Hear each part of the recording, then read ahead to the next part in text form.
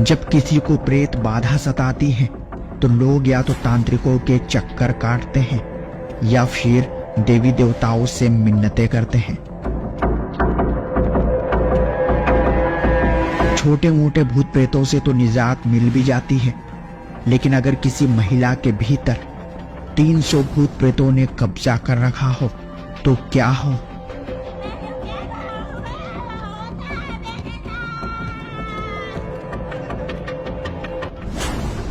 कुछ ऐसा ही हुआ अंबाला के रहने वाले रामप्रीत दास की पत्नी के साथ।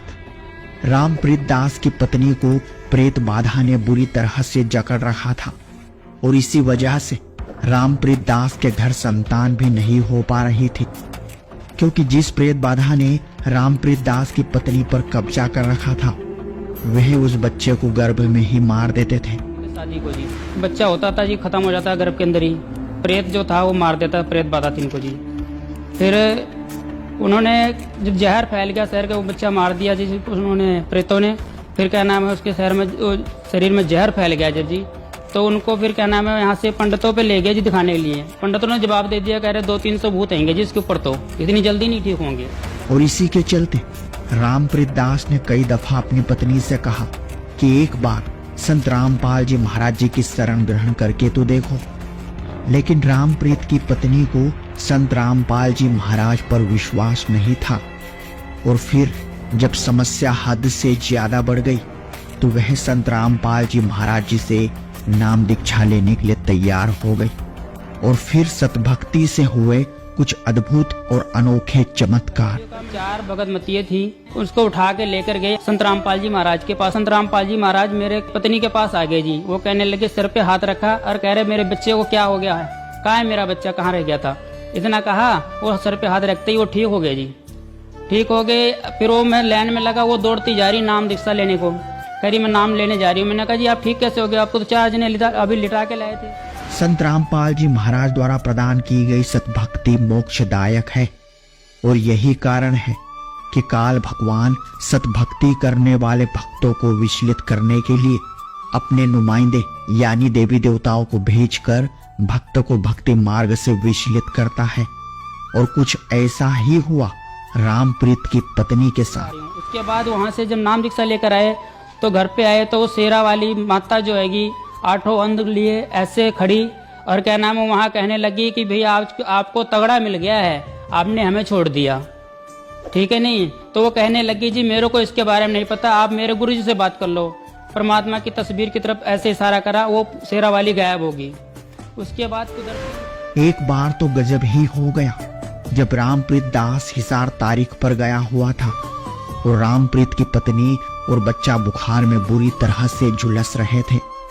तभी संत रामपाल जी महाराज अपने बच्चों की रक्षा करने के लिए वहां दाखिल हो जाते हैं। मैं परमात्मा की तारीखों पे नहीं गया, मैंने कहा मैं तारीख पे जा रहा हूँ जी गुरुदेव के दर्शनों के लिए। वो कहने लगी चलो जाओ आप मेरे साथ, परमात्मा है। वो जब यूँ कहने लगी तो मैं अपना चला, क्या नाम है, तारीख पे चला गया। इतने बजे 11 बजे करीब परमात्मा संत रामपाल जी महाराज दरवाजे से आए और भगतमती के जूड़ी और लड़के को भी बहुत ज्यादा हो गई थी। जो लड़का हुआ था उसको भी बहुत ज्यादा बुखार हो गया, बहुत ज्यादा कांप रहे थे दोनों। तो 11 बजे का समय था, तो आके क्या नाम है इन्होंने रजाई ओढ़ के और ऐसे मुंह ढाक के सो लिया। तो कोई पैर दबाने लगा, ऐसा उनको महसूस हुआ कि पैर दबा रहा जोर जोर से। तो जब उन्होंने मुंह उघार के देखा तो देखा कोई भी नहीं था। फिर उसके बाद मुंह ढक लिया। फिर उसके बाद उन्होंने देखा क्या नाम फिर पैर हाथ सारा दबाने लग गया। फिर उन्होंने उठ के बैठ गई, देखने लगी अभी कौन आया, क्या नाम है ये ऐसा। मेरा पति तो चला गया, क्योंकि उठ के दरवाजा भी बंद नहीं कर सकती थी वो। फिर उठ के जब बैठी वो सामने तो देखी संत रामपाल जी महाराज खड़े हुए हैं दरवाजे पे ही और कहने लगे बेटा ये मैं तेरे को दर्शन दिया है और मैं तेरे को कह रहे गुरुजी आप मेरा पैर क्यों दबा रहे हो। कह रहे परमात्मा कह रहे भी तेरे को इसलिए दबा रहा हूँ ना कि भाई ताकि तेरे को विश्वास हो कि मैं स्वयं आया हूँ। आपको मैं सौपन दिखाता या ऐसा समझाता तो आप इस चीज को नहीं समझ सकते थे कि भाई क्या नाम है महाराज जी ये परमात्मा आए थे। तो इस करके परमात्मा ने दर्शन दिया उनको। फिर बताने लगे जी आज बताओ आपका कौन है, ना माँ है आपका पास, तो आपकी बहन भी चली गई, आपकी लड़की भी चली गई, आपका पति भी चला गया, और आज बता बेटा तेरे को कौन है, तू किसके सहारे है। घरवाली कहने लगी कि मैं आपके सहारे हूँ जी। इस करके क्या नाम है वो सारे चले गए, मेरे को कोई परवाह नहीं। तो परमात्मा कहने इसलिए मैं आया हूँ। ये तो कुछ भी नहीं, इसके अलावा भी रामप्रीत दास ने हमें अपने जीवन के इतने सारे अनुभव बताए हैं जिन्हें विस्तृत में समझने के लिए आपको इस वीडियो को पूरा देखना होगा, ताकि आपको भी पता चले कि किस तरह संत रामपाल जी महाराज असंभव को भी संभव कर सकते हैं। तो बने रहिए इस वीडियो के साथ।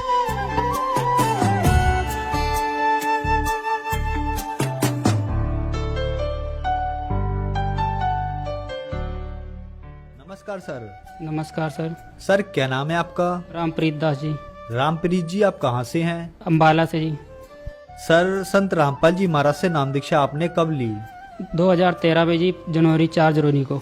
सर, संत रामपाल जी महाराज से नाम दीक्षा लेने से पहले क्या आप कोई भक्ति साधना भी करते थे? सभी देवी देवताओं की पूजा किया करते थे। तो फिर आप संत रामपाल जी महाराज की शरण में कैसे आए? जी, कुमार स्वामी जी से मैं जुड़ रहा था जी पहले जी, तो मैं वहाँ पे सारी पूजाएं करा करता था जी, उनके मंत्र जाप भी करा करता था जी, लेकिन मेरे को कोई लाभ नहीं हो रहा था। उनके दवाइयाँ भी बिका करती थी, दवाई भी खाया करता था कुमार स्वामी जी की जी। तो उनसे दर्शन करने के लिए उनके 31,000 रुपये जी लगते थे पहले, वो हमारे पे थे नहीं, तो अपना हम दूर से देख के वैसे डाल के चले आया करते थे, भक्तों के अनुभव सुन के कि भाई हमें भी लाभ हो जाएगा जी। टाइफाइड, एलर्जी और जी आंखों से दिखाई कम देने लग गया था जी मेरे को। काफ़ी दिन तक जी मैं इन बीमारियों से जी पीड़ित रहा। फिर मेरे मन में आया कि भाई अब इनसे लाभ नहीं मिल रहा, अपना नशा पत्ती भी सारा कुछ शुरू कर दिया मैंने जी। सर, फिर आपको संत रामपाल जी महाराज के बारे में जानकारी कैसे प्राप्त हुई? टीवी पे देखा जी, साधना चैनल पर देख के जी संत रामपाल जी महाराज गीता दिखा रहे थे जी कि ब्रह्मा विष्णु महेश की पूजा करने से जी कोई लाभ नहीं होता, इनके तो मूर्ख लोग पूजा करें। तो यही पूजा वो कुमार स्वामी जी देते थे जी, तो उनसे मेरे को लाभ नहीं हो रहा था। फिर मैंने कहा जी ये संत जी जो सही बता रहे हैं। फिर मैंने इनका सत्संग काफ़ी दिन तक देखता रहा जी। फिर ये बताने लग गए जी विश्व के अंदर एक चतुर्दशी संत एक ये दास आएगा जी, उन्होंने बताया जी इस चीज़ को। संत रामपाल जी महाराज का ये सत्संग देखता रहा काफ़ी दिन तक मैंने। मेरे मन में आया जी कि इनसे नाम भी ले रखा कुमार स्वामी जी से और कोई लाभ भी नहीं मिल रहा है, ठीक है नहीं जी। और मेरे को बीमारी जो है तो विश्वास नहीं, और संतों से विश्वास खत्म हो गया था जी। फिर मैंने कहा चलो जी अब बीमारी तो बहुत ज़्यादा है, अब मरना तो है ही है, तो मैं क्यों ना जी संत रामपाल जी महाराज से नाम लिख लूँ, क्योंकि ये बता रहे एक ही संत हैगा जी। ये संत रामपाल जी महाराज जी से नाम दीक्षा लेने के बाद जी मेरे को टाइफाइड की बीमारी जी ठीक हो गई। उसके बाद जी मेरे को एलर्जी भी थी, वो भी ठीक हो गई जी उनसे महाराज जी से नाम लेने से बाद। फिर उसके बाद मेरे को जी आंखों से दिखाई भी कम देने लग गया था, वो भी ठीक हो गया जी। परमात्मा की दया से जी मेरी सारी बीमारियाँ खत्म हो गई जी।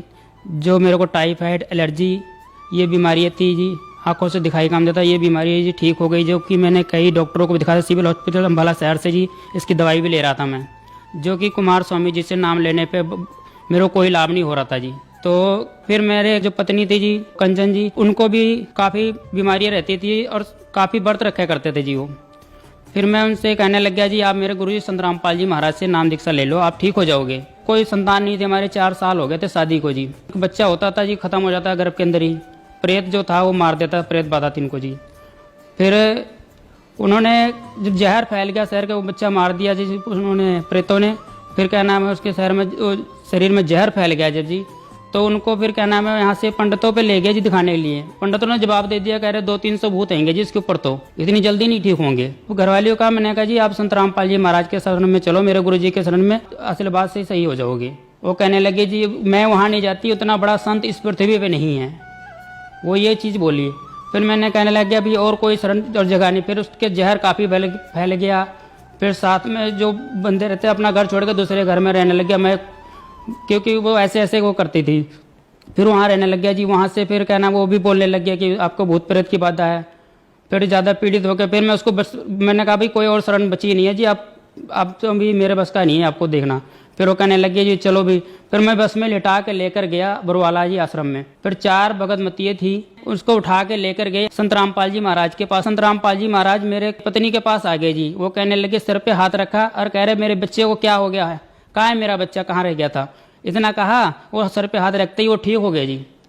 ठीक हो गए। फिर वो मैं लाइन में लगा, वो दौड़ती जा रही नाम दीक्षा लेने को, कह रही मैं नाम लेने जा रही हूँ। मैंने कहा जी आप ठीक कैसे हो गए, आपको तो 4 जने अभी लिटा के लाए थे।